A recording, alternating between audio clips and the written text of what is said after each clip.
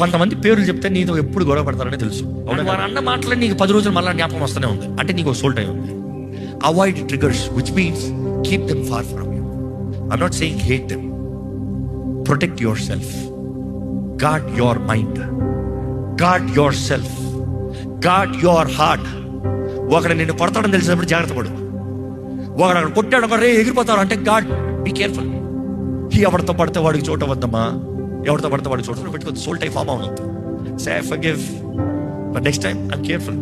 మాటలు ఎక్కువ రాను, సాహసం ఎక్కువ రాను. అవసరమైన జెన్యున్గా హెల్ప్ చేస్తా, కానీ దానికి మించి మన మధ్య బంధాలు వద్దు.